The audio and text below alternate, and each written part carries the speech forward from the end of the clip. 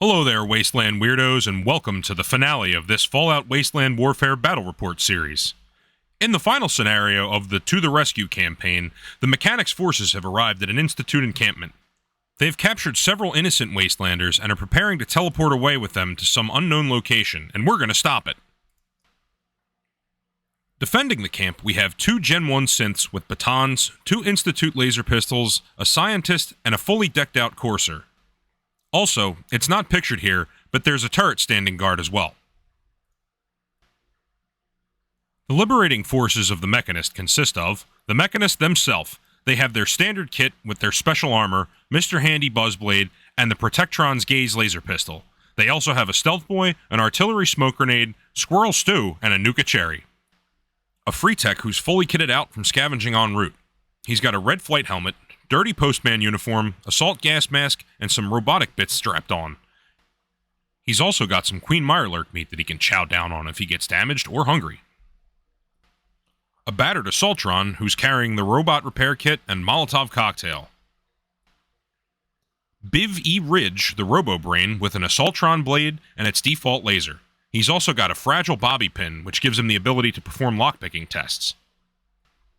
Dapper Dan the Protectron, who has some Tesla coils strapped to him, and our Mr. Handy has returned from repairs. He's even gotten a bit of an upgrade. So new, he's using the Codsworth unit card. Here's the Institute camp. Each of the lock tokens represents a cage which is holding a single friendly hostage, which can be rescued by using a lockpick check. There is a computer terminal on the eastern side of the central building, which, if hacked, will release 3 additional hostages. There's also the automatic turret, which can be hacked, on the western side of the central building. Since we made it to the final scenario with time to spare, our forces will be able to set up on the north and south edges of the board along with the west. We split our forces a bit to have Biv and the Protectron unlock the northern cage and draw fire, and the southern forces would handle the rest. Until we reveal ourselves, the Institute forces meander about. The Mechanist and battered Assaultron become ready, but don't activate. The Institute forces continue to wander around. Codsworth readies up. More Institute wandering. The Free Tech is super stressed, but also readied up. The Courser wanders closer to the main building. Biv readies up. More synths wandering around.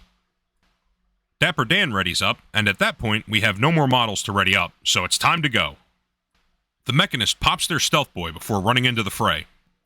They rush up into cover, and the first reaction from the turret totally fails to see the Mechanist. They huck the artillery smoke grenade into the middle of the field. It won't go off until the end of the next turn, though. The second turret shot again fails to even track them. Having a stealth unit burn the turret reactions is going well so far. The Assaultron sprints up next, and avoids getting shot at thanks to the cover in between them and the turret. With a quick and easy success, the first captive has been freed. She won't get to ready until another unit nearby readies up, so hopefully she won't get bothered before then. The Assaultron is definitely a bigger target at the moment, though. Codsworth charges in and totally whiffs on his attack roll, but shifts around, setting himself up for next round. Trying to keep his head down, the Free Tech sprints over to the next cage, but doesn't have an action to unlock it until next turn. On the other side of the field, Biv rushes forward and totally fails to pick the lock on the northern cage. Dan charges forward as fast as his stumpy legs will allow him to go.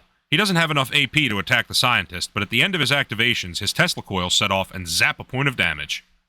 As the final Institute model to activate, the scientist sprints away from the crazy sparking robot as quickly as they can.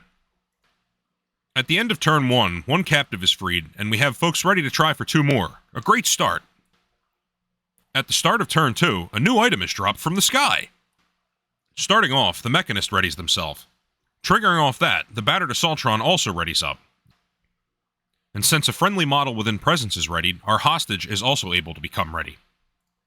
The Mechanist charges the synth engaged with Codsworth, and the turret is completely unable to make them out. Even with a bucket full of dice, an X result is a whiff for the swing. The turret's second reaction shot is also wasted. The Assaultron charges the closest synth, and the turret's third reaction also goes wide. Despite the triple armor break, the Assaultron fails to connect with the synth.